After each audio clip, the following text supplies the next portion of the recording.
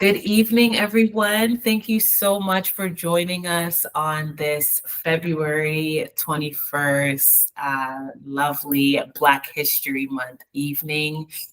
For those that have joined our previous webinars, thank you so much for returning and being part of this lovely event. For those that are new, also thank you so much for joining us on our first ever sold out event.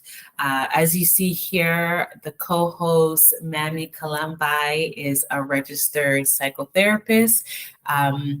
As well as the founder at the Healing Process. And my name is Cassandra Francis, and I am the founder as well as one of the psychotherapists at One Piece Therapy. And today we will be presenting on a guide for Black professionals in balancing corporate challenges and mental well-being. So the title nicely summarizes exactly what we'll be talking about. The first part will be Mamy speaking more about the Black experience within the workplace environment, the different stressors, some self-care techniques, and the different even microaggressions experienced in those environments. I will be focusing more on the identity piece and how, as Black individuals, we show up as our authentic selves in corporate spaces and just learning the different ways of navigating potential challenges and creating those safeguards for code switching, which we'll definitely get more into. So please engage, whether it's by vocals, by writing, or if you're watching the recorded version, please use the chat, as we'll love to hear from you. Thank you. I'll give it to you, Mamy. Thank you, Cassandra. I really appreciate being here. Thank you, everybody, for joining us for this workshop. I'm going to dive in right away. So just giving a little bit of information, as Cassandra said, I'm a registered psychotherapist. I generally help individuals dealing with anxiety, depression, stress, work-related issues. And so a lot of the things that I love to talk about is Black mental health and being able to help different individuals in our community navigate these different challenges in their workplace as well, because a lot of those times those things come up when we're at work. So the part of my workshop is called Unveiling the Black Experience in the Workplace. Introduction, I'm going to explain what Black mental health is. We're going to talk about some of the challenges and the myths within the community of why people are not often getting the help that they need when it comes to mental health. We're going to define what is that Black experience overall in the workplace. I'm going to give some coping strategies, and then we'll dive into a discussion as well, or sort of like question time. All right, so what is Black mental health? I don't know if anybody within the webinar today have ever heard of this term. Essentially, we're not saying that somebody who is African descent is dealing with mental health in a different way. Like, let's say if anxiety or depression is going to be different. What we're trying to say is basically there's other elements that contribute to those negative aspects of the mental health for Black individuals. So those would be microaggressions, racism, discriminations, inequity. And so the stress of these different experiences, those are the things that tend to increase a person's risk of mental illness and impact their psychological well-being overall.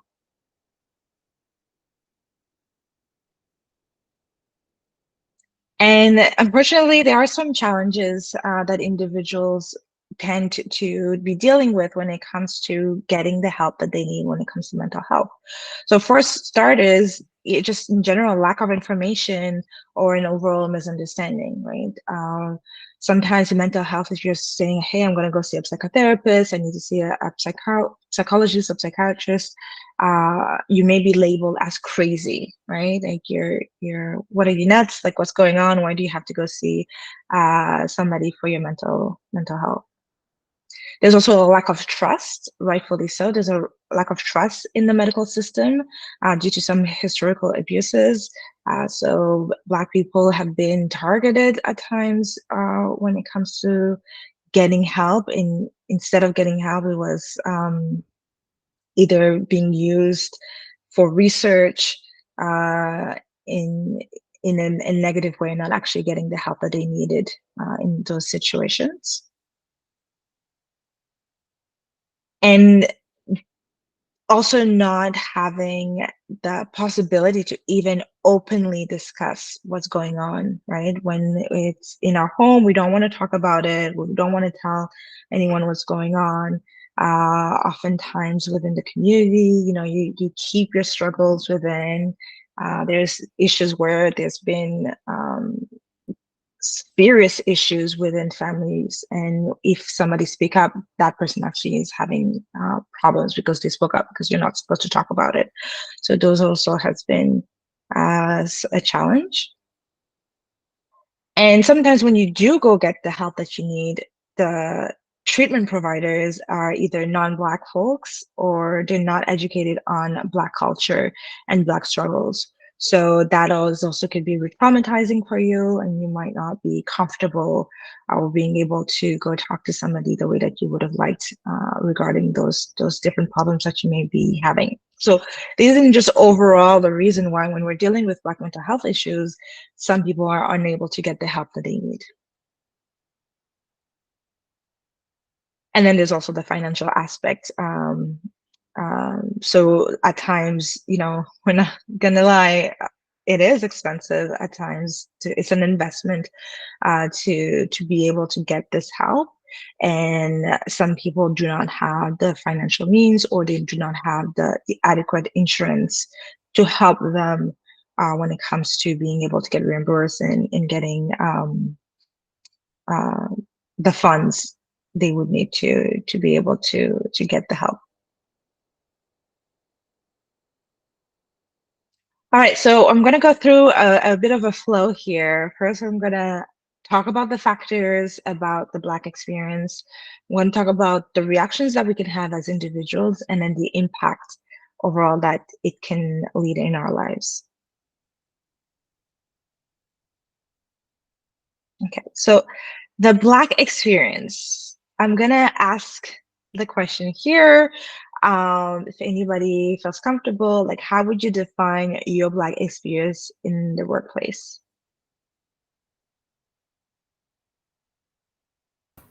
So I would like to start this conversation by saying, I am also curious if it depends on the field of work, right? Because I know sometimes depending on the field of work you're in, maybe there is more of your people that are there, and therefore that influences the culture, versus if you're in a field where maybe your culture isn't the majority in that environment. But I think ultimately, unfortunately, as Black people, at some point in the career development experience, it I think it's challenging. It's challenging. I think that really summarizes the work, whether it's the word, whether it's challenging in a way of dealing with the stressors of the people there, or the work there, or the customers there. Like, there's some level of how the identity of being Black shows up, right? And it's a comfortable environment to show up in, or it's not. And unfortunately, when we talk about like the corporate realm, in most cases we hear that it's not. So I think definitely challenging is a word. I know some people are writing exhausting is also a word. Absolutely. Thank you for that, Cassandra. And we're gonna dive, I'm not gonna read all of the comments in the chat right now, because it's really diving into some of the things that I'm gonna come up. So thank you everybody who shared in the chat. As a manager, sometimes when you're a Black individual, your authority could be disputed. So even though you're the one in the position, you're supposed to be the one leading, you may have either other managers or people from your team under you, your subordinates, disputing your authority and what you have to say. Sometimes it could feel dismissive. Somebody said dismissive as well in the chat. Thank you. Yeah, your feelings may be dismissed. You're maybe bringing up certain topics, certain issues, and then it's not really taking into considerations. Being the Black spokesperson, right? So just because you're a Black individual and now there's certain issue, let's say in the media or just in general, you're the one who's delegated or voluntold to be part of maybe this DEI initiatives and the one leading it, but just because you're the Black person within the group. Somebody said also, being the only one within our team as a Black individuals, absolutely underrepresentation. That is in management roles. A lot of the times, there's not a lot of Black individuals in upper management roles, or maybe you're the only Black person within the team. You could count maybe the amount of Black people that are within your organizations in either departments, and so you're really feeling underrepresented. There's racial discrimination as well. There's a lack of managerial sponsorship and allyship. So not being able to have people that you could count on within your own career and personal professional developments. Those are really going to be important for you. And I'll talk more about that when we discuss the impact. But not being able, sometimes we talk about these close conversations that are in sort of like having the seat at the table. If you're not invited to that table, and you don't have somebody who has your back at that table, then what are we going to do in terms of your own development? You're not going to go far. Sometimes lower wages, you don't have this opportunity for some of those promotions, or just in general, you could be very educated, but still getting these jobs that are having lower wages, even though you're overqualified or more qualified, overlooked on promotions as well. Code switching, and Cassandra will talk more about that, but just having to navigate in these different spaces without really being able to fully be yourself. Like you have to maybe change your tone of voice, or so that you don't seem aggressive, right? Or you don't seem this this different kind of way, because it makes other people uncomfortable. And sometimes with all of these things happening, you become to have a trust deficits towards companies, right? Do you actually trust that your company has your back as an individual, or they're more interested in their own interest in overall? Then there's the bias as well. There's unconscious bias that people could have, and so those type of biases, especially if it's a manager, for instance, or a recruiter, they may not think that you're qualified for certain things just based on their own bias of who they think somebody in this role would be better, somebody who would be better to be in that type of role. And then, of course, microaggressions. So having to deal with that. So all of these different things, and I know somebody also had said microaggressions in the chat. So all of these different things contribute to that Black experience in the workplace. And now I'm going to go sort of like over, well, what are reactions when we deal with these different interactions? Well, what happens to us?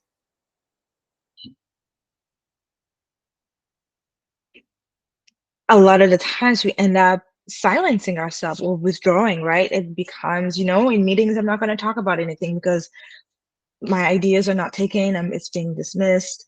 I'm just going to clock in, clock out.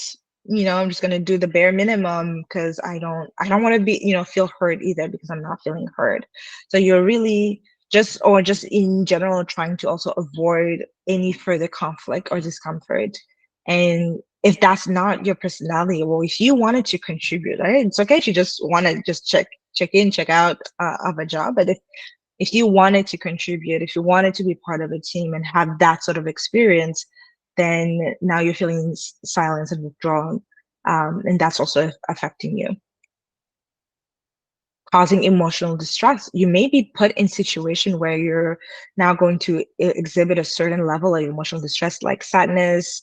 I have clients that tell me like, hey, it was just so much. I was crying in the bathroom after an interaction, or during a meeting, I, raised my voice and was like really upset, and that was completely out of character, but I was just so frustrated, right? When we talk about microaggressions, for instance, it's like these little comments, like little mosquito bites that you get over and over and over again until you almost blow up, because it's just getting too much. So having anger, anxiety, depression, and those are the different types of emotional distress that could start coming up for an individual. And then it could also lead to different physical symptoms. So stress can start having negative experiences. So you could start having headaches, migraines, gastrointestinal issues. You could sleep disturbance like insomnia, because you're just thinking about all of these things over and over. Like the stress is really building up and is now affecting your day-to-day life, like even physically, or now feeling really tired and not even outside of work being able to do some of the things that you want to do and enjoy, because your mind is constantly thinking about all of these different interactions that you're having.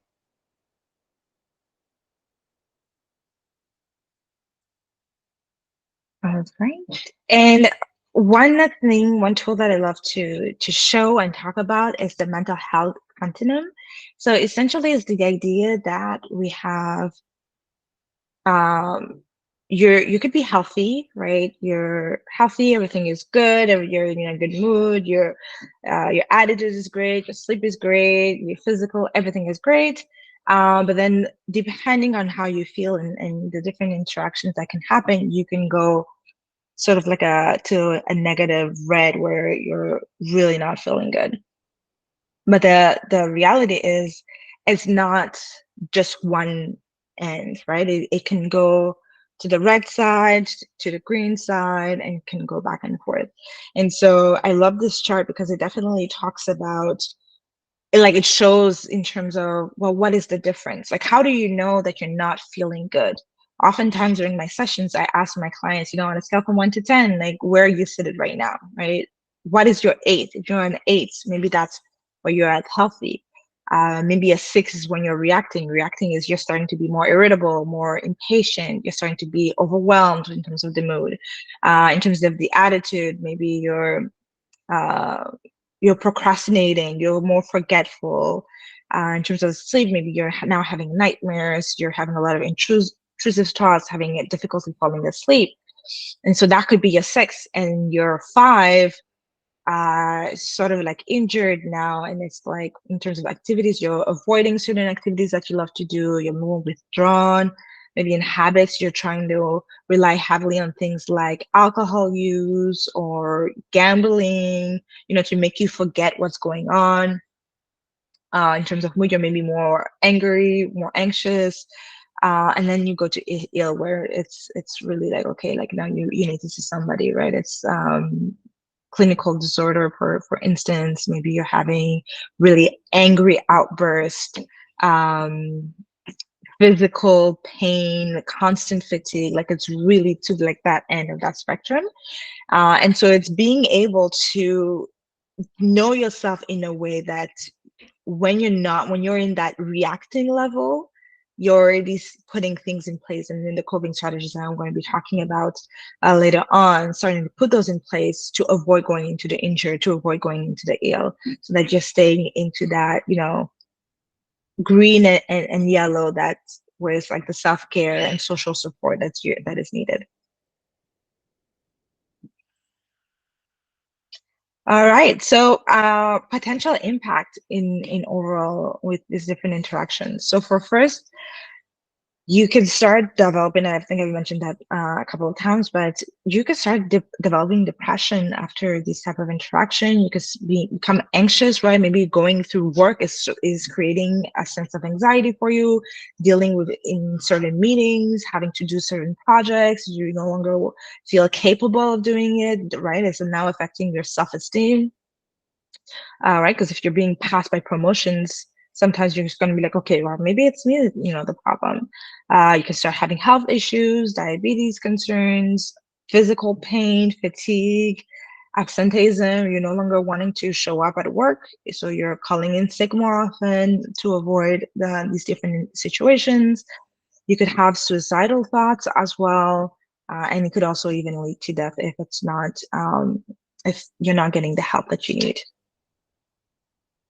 And just as a reminder, like exposure to discrimination that is directly or indirectly, right? It could just be you witnessing a colleague of yours that's also African descent, like you are, a Black individual, like you are. Just witnessing that can be traumatizing too, right? So it doesn't have to be something that you're directly experiencing.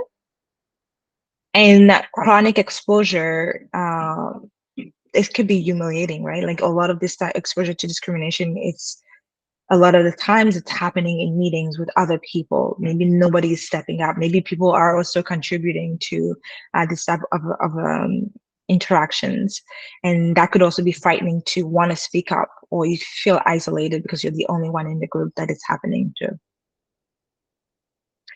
And the manager's beliefs about their employees' abilities in general may negatively impact your success, right? And I'm going to talk more about that in a minute as well.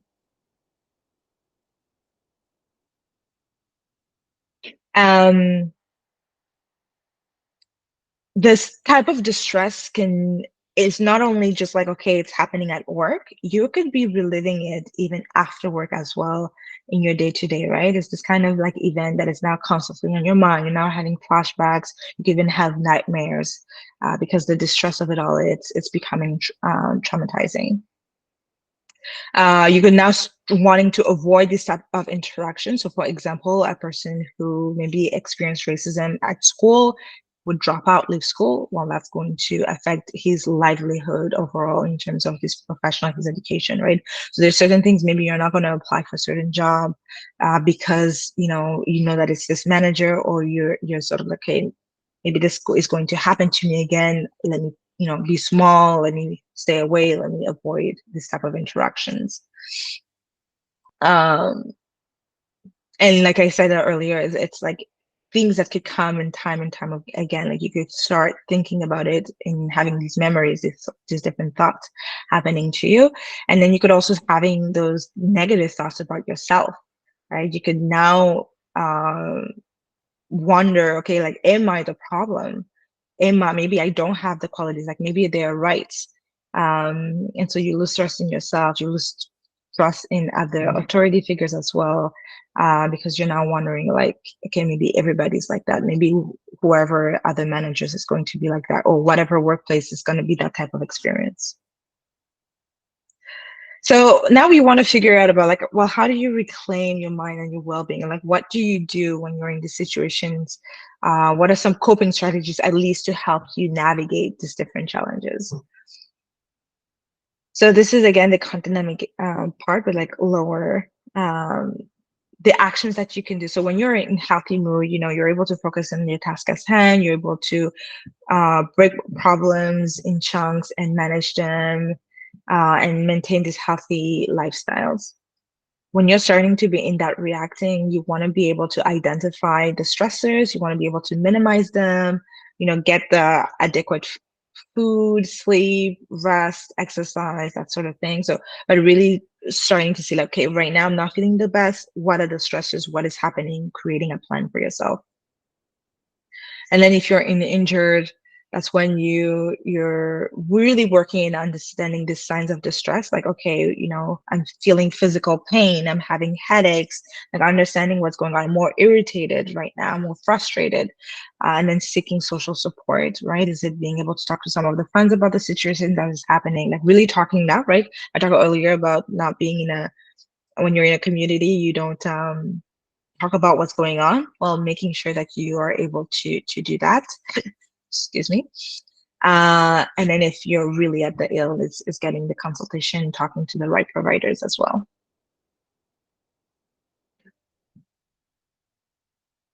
All right, so some coping strategies.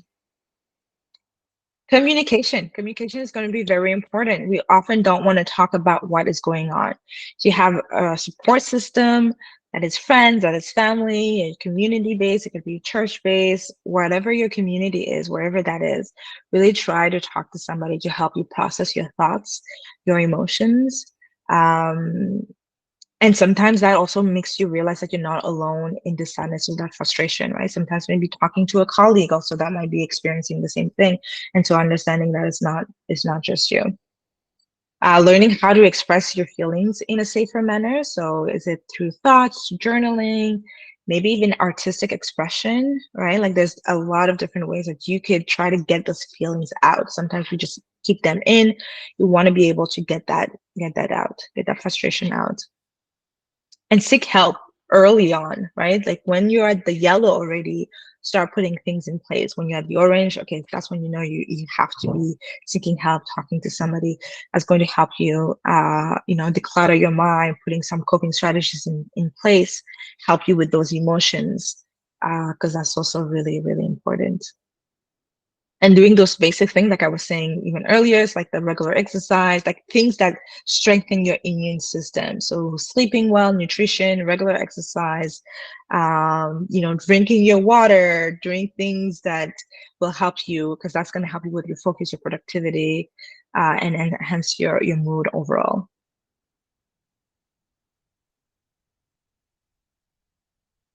In addition, practicing things like self-care. Like I know in the media we talk a lot about self-care, and maybe you think it's just like, okay, like taking a bath, like or just lighting some candles, and that's self-care. But self-care can be anything that you enjoy to do, things that make you happy, and making sure that you're incorporating that more often within your daily activities. So it could be walks, it could be painting, it could be watching movies, like whatever it is that puts a smile on your face. That's what you're trying to do as practicing self-care, as paying attention to how you're feeling, having sort of like that mindset, and then putting that in place.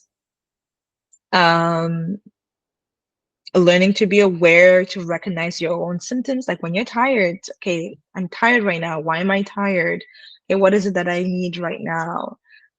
Maybe you're feeling fatigued, maybe you have heart palpitations. So when you're feeling anxious, like what does anxiety feels for you? Are you having sweaty palms? Are you, like, what is it? You're maybe fidgety. If you're crying constantly, if you're lacking motivation, you have difficulty sleeping, like what does it look like for you? And try to make a list of situations or people that are triggering those symptoms. So if you know like a meeting stresses you out, as a particular manager stresses you out, working on a typical type of project stresses you out, well, those are like having like an idea of that, and then making a similar list of the ways to cope with that. So maybe after you have this meetings with this manager, you know that you can go and talk to a colleague, or you can go for a walk. You could really try to do different things that's going to help elevate these different symptoms for you. And so already having a preparation, so like you have a plan that's there for you. And then you want to try to recognize when you're able to perform optimally. If you're too tired, if you're upset, you're frustrated, or you need that rest time, it's important now that you are aware of those symptoms, it's important maybe to take a step back, maybe rest. And so that way you're not getting to a point where you're going to feel overwhelmed. All right, so that's sort of that idea of the Black experience, the different ways that it impacts us, our different reactions, as well as the different coping strategies that can be helpful for individuals as well.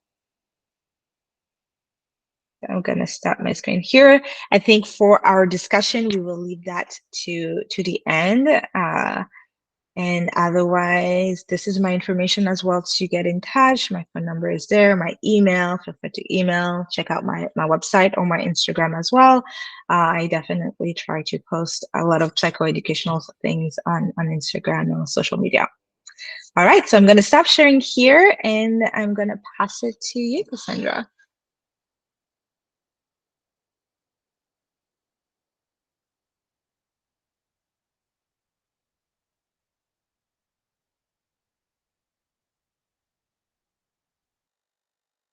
Thank you.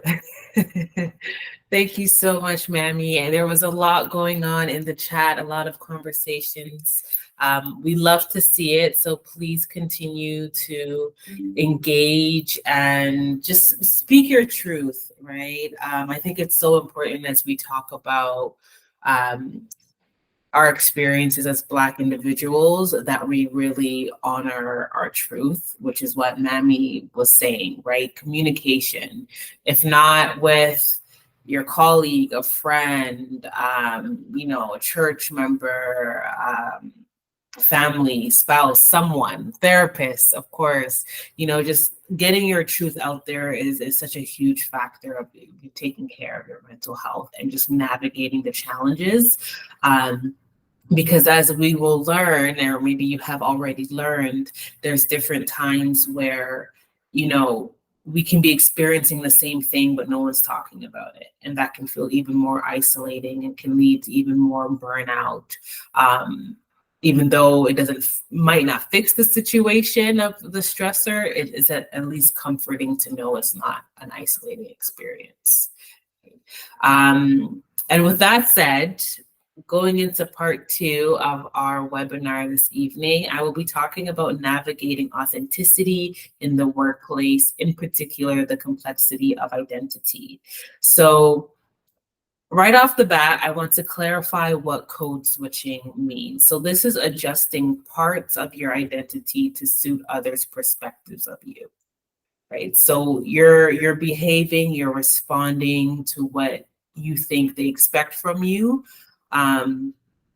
That is what you want to cater to. And this can occur either subconsciously or consciously, right? Sometimes it's your language, sometimes it's mainly it's language, and maybe it's not necessarily like English or another language, or maybe it's not English or French, keeping it simple examples. And maybe it's even within English, you're speaking a certain way, right? Based on how you think you might want to come across to them. Again, maybe it's even also just your certain mannerisms. I often talk with my hands, for example, but maybe other people, you feel like you can't be that expressive, or it might come off at a certain way that you're not trying to submit someone else.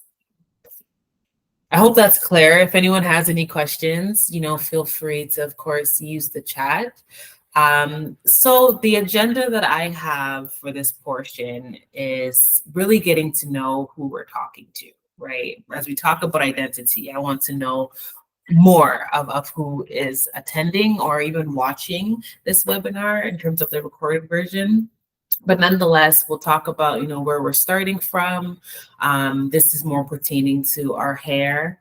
Then also me disclosing a bit of what brought me here in my journey of career and my journey of my Black identity, offering a reflection piece to everyone watching, talking a bit about the history, again, in particular when it comes to hair, and of course, offering a discussion, and also lastly, offering ways to embrace all parts of you, right? So again, as much as we can try to control our narrative of who you are, and therefore that's how you want to show up, regardless of the space you work in or are in.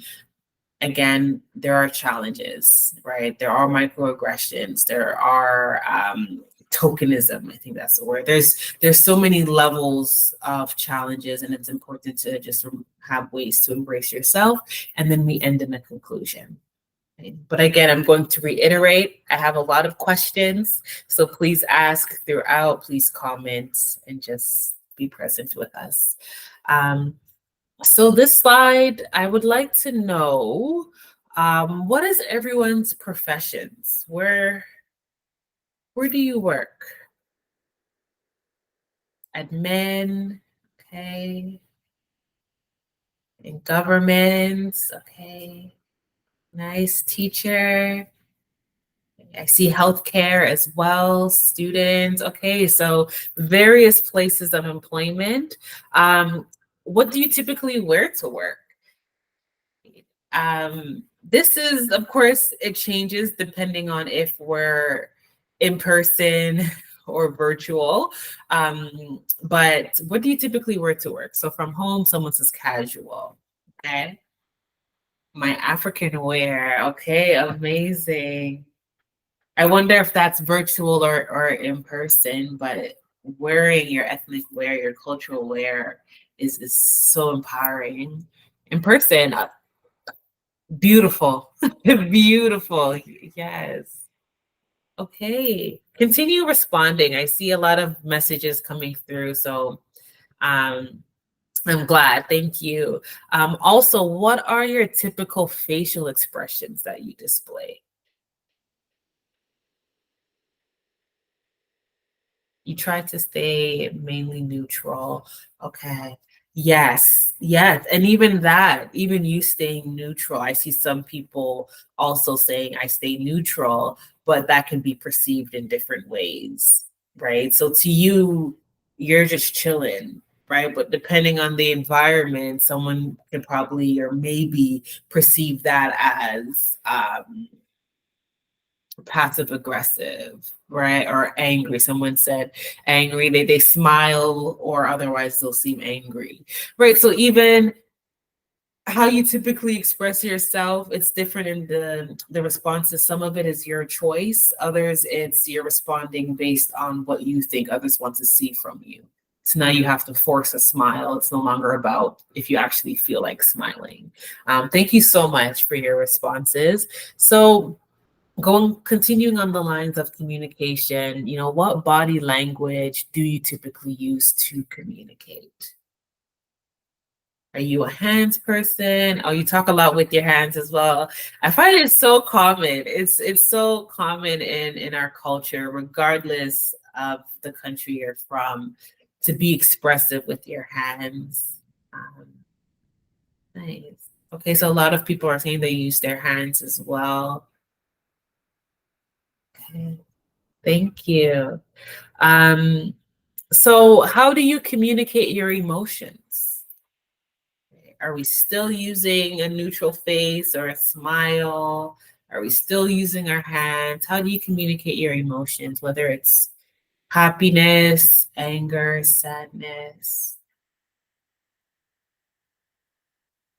Okay. So you try to not show your emotions while you're at work. Okay. Okay, I wonder why that is. I see a lot of people are actually mentioning when they're upset, they try to not show their upset feelings, happiness, you laugh. Okay. Okay, happiness, you're smiling. Okay, so it seems like so now we're even choosing what emotion is expressed, right? So that is so crucial to just be mindful of when it comes to identity because emotions say a lot about who we are. They say a lot about what is significant to us. They say a lot about what motivates us to do something or how we even feel about ourselves. So when we feel like we have to limit our communication, that really hinders our identity, right? Because again, whether it's a subconscious choice or a conscious choice, regardless, it's our behavior and it can be internalized to then separate ourselves from ourselves, which is a whole situation to navigate through. So thank you so much for answering those questions. I have more questions. So now I want to know not necessarily about language, whether it's verbal or nonverbal, or even fashion. I would like to know about hair. Hair is so crucial, whether male, female, non-binary, we express ourselves a lot through our hair. Um, so who experienced their big chop? Okay. Okay. A couple people have never needed to. Okay. Okay. So please, I think there's like about five, no, not even five, I think 8 questions. So I'm going to keep going down. You wait until the perm left. Yes. Yes. I think that's a great part to begin to do the big chop is when all the damage from the chemicals are gone and you want a fresh start. Absolutely. Okay, let me just go down the list. So who has a low cut hairstyle? Please feel free. Okay, we have a couple people. And who typically wears braids, whether it's cornrows, whether it's single braids. Be tired of taking care of your hair. Yes, I so feel that. I so very feel that. It is a process. And some people say they wear braids in the winter. Okay. Okay. And who has locked their hair? I know that this is also something that is becoming much more welcomed in corporate spaces as well. And probably if it's not from the corporate people, it's Black people showing up with their locked hair more in corporate spaces, which is amazing. Okay, people had their locks for 2 years, 10 years. Some people wanted to begin their lock journey. Okay. Thank you so much for these responses. So who completely cut off their hair? Right? Who is bald? I find bald people are so empowering. So empowering. But yes, has anyone completely cut off their hair?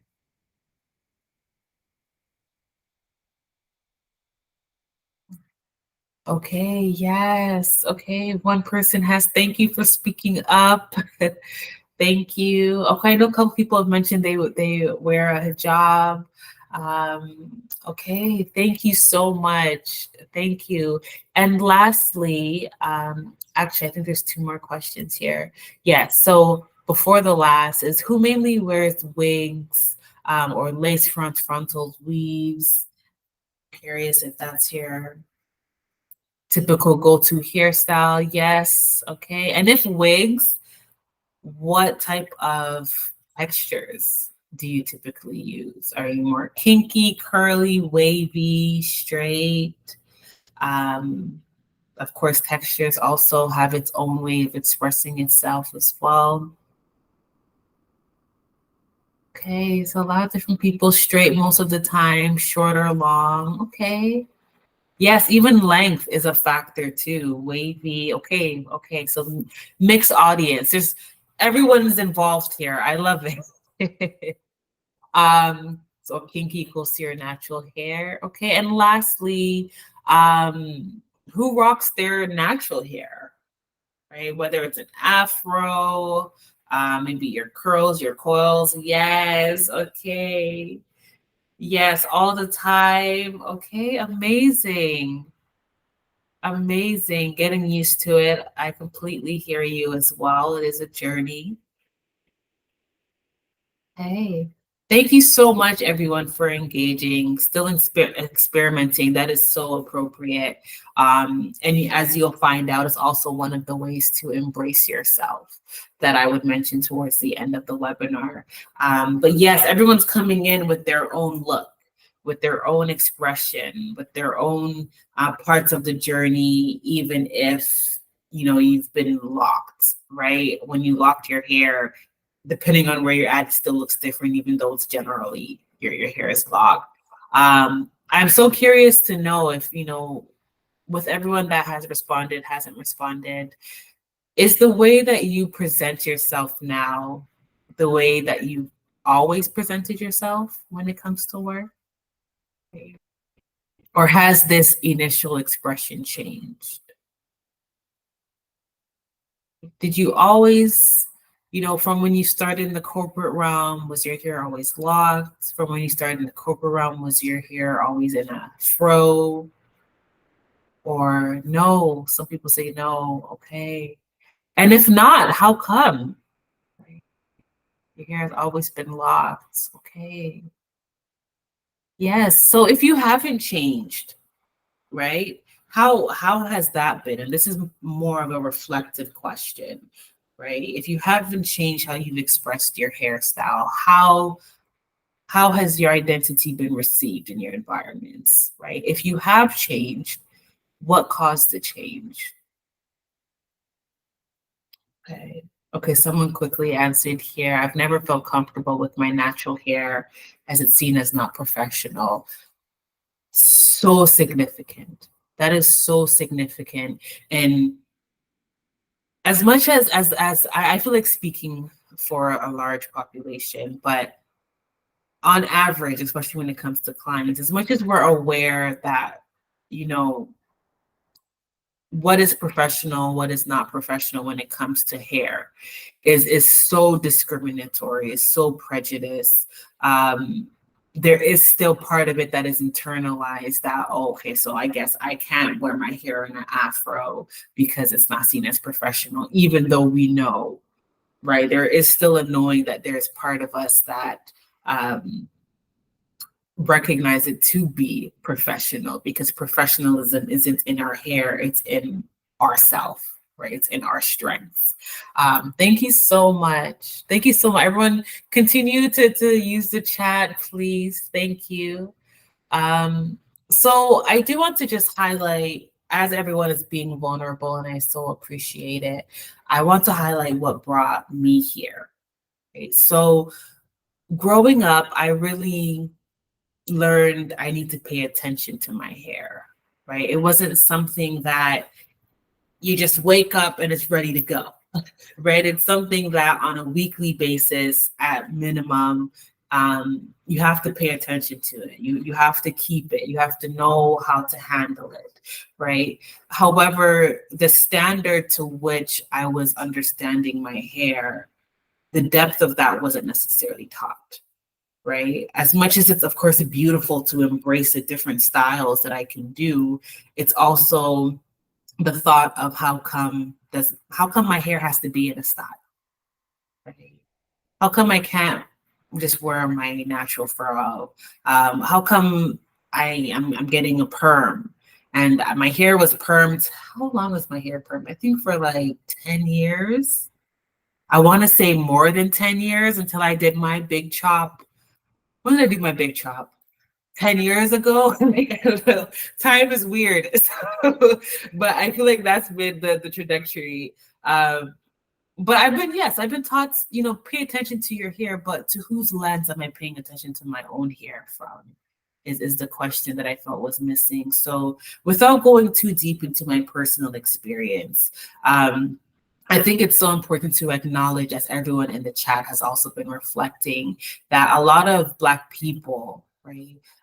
In particular, I've noticed a lot of Black women embracing their natural hair lately, and it's such a beautiful sight to see. It's truly magical because there's a journey in that alone, even if it's just for the day. There's a journey in the fact that for a day you were able to go outside and just embrace yourself as you are. So now everywhere I go, I see more puffs, whether it's bought or grown, there is more puffs, more curls, more kinks. And it's a movement of embracing and reclaiming identity and self-love, right? So of course, during Black History Month, we just want to honor how everyone is showing up for themselves, especially when it comes to work, since we spend most of our waking hours at work. However, from the history and even presently, there's parts of the Black identity that has been oppressed in workspaces, right? So how you maintain the core of you, explore the core of you, balance your mental health and your self-expression is also something that needs to be thought of, and also something that I had to navigate through my own realm of not only my professional experience, but even like internships, volunteering, just my different work experiences. It has been a feeling of what type of environment, not a feeling, it's been a thought of what type of environment can I show up as myself as.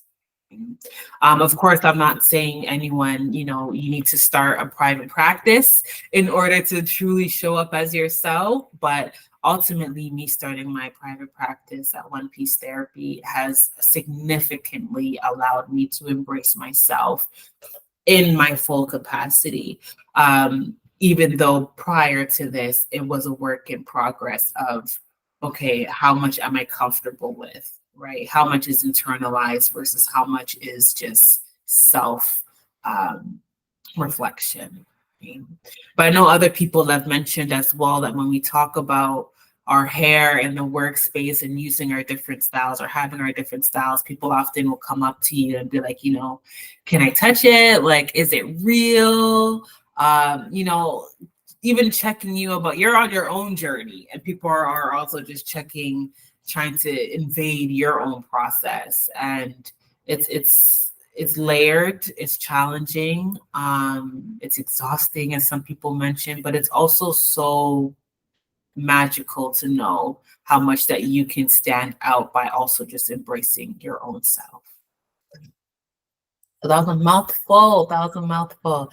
But so I want to ask these reflective questions, more so for you to keep in mind, and I would like an answer from a few of you in 2 slides. But so far, just think of this, okay? So first question is, what factors goes into you deciding what hairstyles to put together?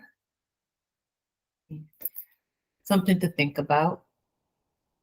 And then also, how do you judge if you look and feel good in your hairstyle and your clothes?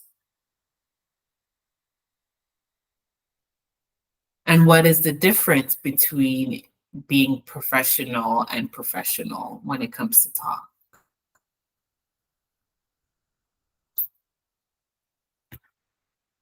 Okay, and lastly, whose eyes are you seeing yourself through as you're answering and thinking about these questions? Specifically when it comes to work, whose eyes are you seeing yourself through when you think about these questions?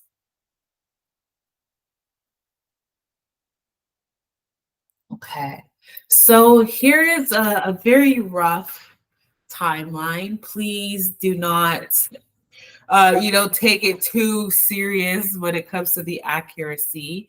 I'm not a hairdresser or an archivist by any means, but as a Black woman, as a Black person, I've, had my own journey, and I also witnessed others' journeys throughout time.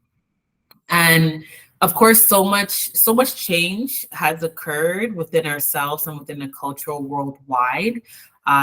Yet we still feel the need to a certain level code switch and present ourselves in certain ways, right? Especially when it comes to corporate settings. So as a brief timeline, we started with cornrows, and that was yesterday, implying not today. Any time before today is considered yesterday.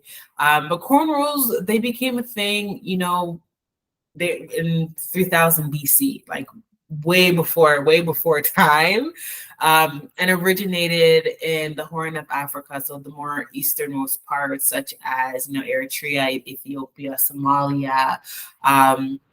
But also was traced to originate in West Africa, such as Cameroon, Ghana, Nigeria, Senegal, and near neighboring countries. And this was seen as a form of communication and identifier. So enslaved people were also using their hair to store certain foods, such as grains, rice, so they don't starve. Right? I also recently learned actually that box braids was a signifier of wealth, right? I'm not sure if it was in the same era. Yeah, right. It's such an interesting fact of what hair represented, right? Or even was utilized for. So there's cornrows, and then within the civil rights movement, more of a social movement, a campaign. Roughly, in the 60s, the Afro became more popular, right? And this was popularized for the empowerment and the rebellion.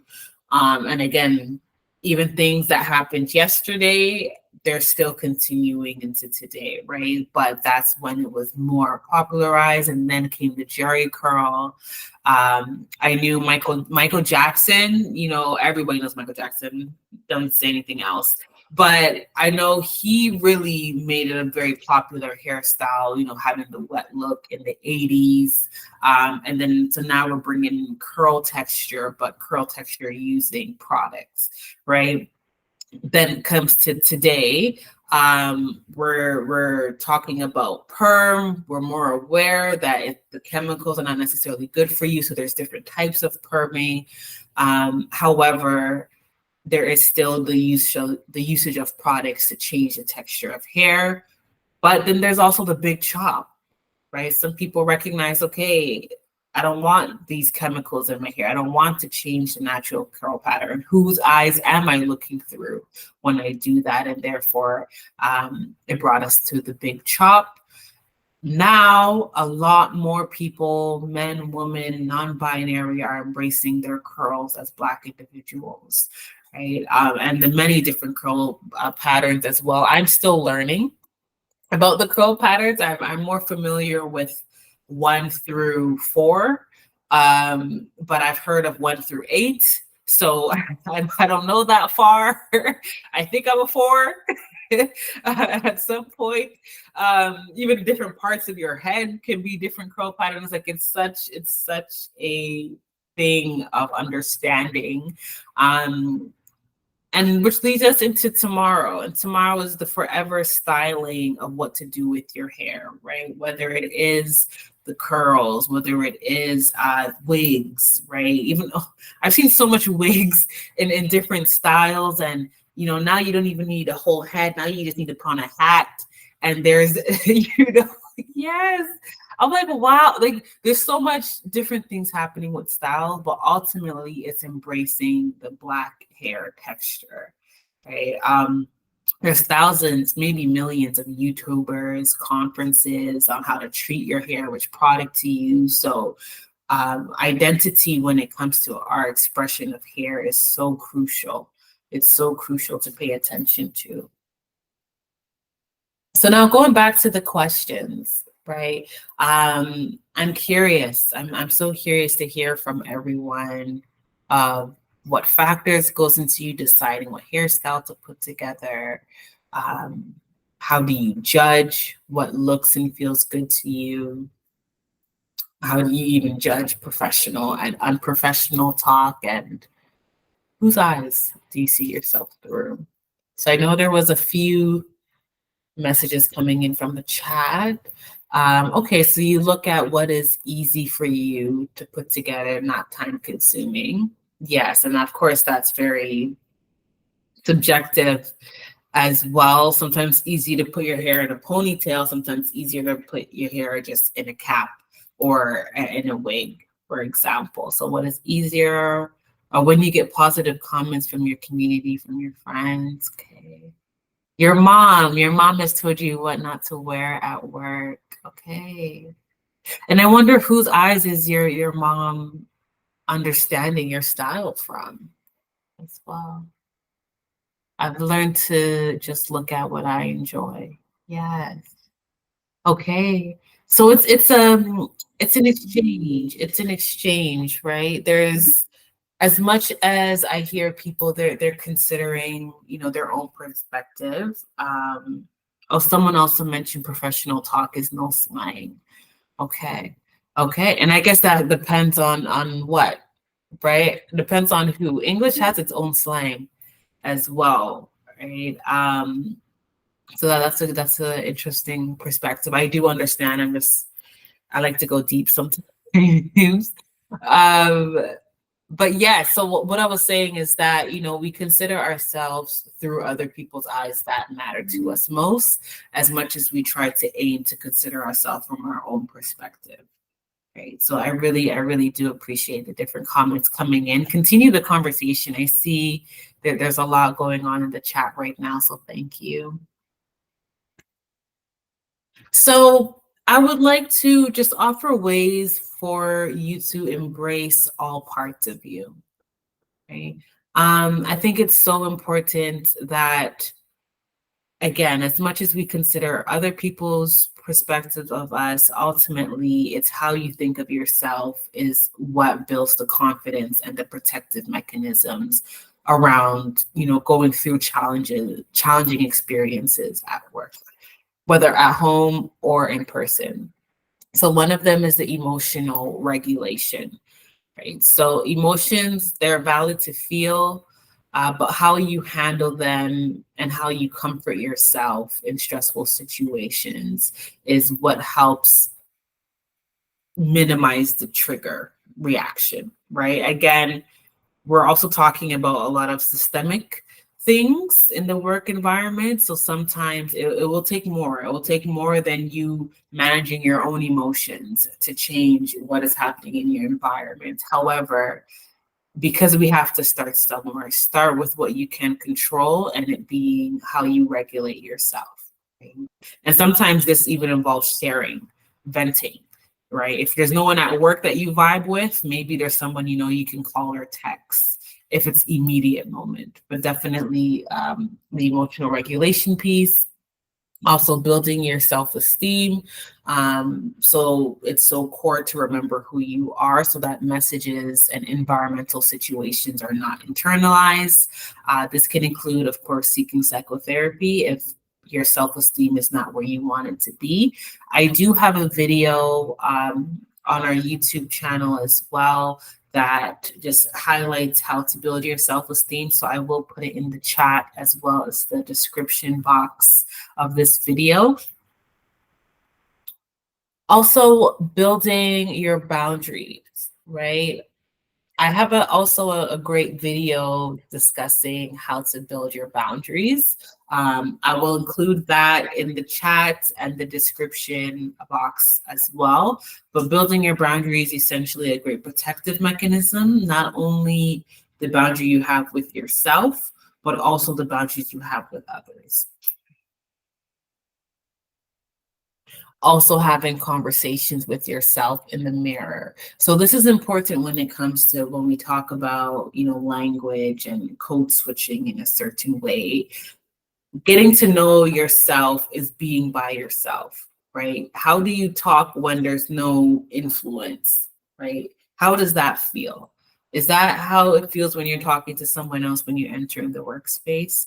If it is, all power to you, right? If it's not, question that, right? Do you want to change that? What about that do you want to change? How come that's happening? So this is even a reflection piece as much as it's a great exercise to do. Explore your hairstyles. I know a few of you mentioned you are experimenting. That is also great to know. Again, this exploring your hair is showing up with what you like versus what you think other people would like from you, which is really stressful to think of. Explore your fashion as well. Sometimes, if changing our hairstyles, especially if you're used to more straight hair. Maybe your hair is still permed, or maybe you buy more wigs with that texture. So that doesn't feel safe to experiment with. Experiment with your fashion, right? What is comfortable to you? I know some of you mentioned you wear your ethnic clothes. Some of you wear a hijab, so maybe you're changing how you wrap your scarf, right? Which is such an empowering thing as well. But explore your fashion. Also unlearning oppressive standards and expectations, right? Unlearning how you've been taught to view yourself is crucial to discovering yourself. Self-reflection is also quite crucial as well. Of course, all things I've mentioned and even more, this is not an exhaustive list. It starts with you just sitting with yourself and reflecting. So becoming more familiar with your core. I think it's also important to acknowledge ultimately, there is a difference between code switching and adjusting your communication based on who you're talking to, right? So you can present yourself with your strengths and your many skills without changing your identity. So once you feel your identity is shifting, then it is the question of how do you want to show up? Because if you're suppressing yourself, the situations that are occurring beyond your control are only going to become more exhausting and stressful and just challenging to manage. So I hope some of these really do help you navigate your spaces when it comes to your identity and how you show up or want to show up. And now I'm curious to hear, what's on everyone's mind. Like, I feel like we've been talking a lot of heavy, right? A lot of heavy things, but a lot of truthful things. This is the experience. Some days, hopefully not every single day, but I'm curious how everyone's feeling, what's on your mind. Okay, so some people are feeling good, great, insightful. Okay, I have not thought about my big chopper reasons behind it in a while. Okay, so reflective, great information. Yes, thank you. Continue to give yourself space to think about yourself, especially when we talk about Black History Month. Of course, it's like highlighted. Think about your experience, right, as a Black individual. However, your identity, of course, it's beyond a month, right? It's beyond this box of February. It's your lifestyle, it's your life, it's your identity. So give space. Give space to you, right? Helpful strategies. Thank you. Thank you so much. Um, okay, I really appreciate everyone, joining us today, being so vulnerable, being so interactive. Here is my information for One Piece Therapy, not only personally, but also the other practitioners at the practice. Feel free to reach out if you have any questions or you want to continue the conversation about self and identity. And please feel free to follow us on social media as well. Okay. Is there anything else you want to mention, Mammy?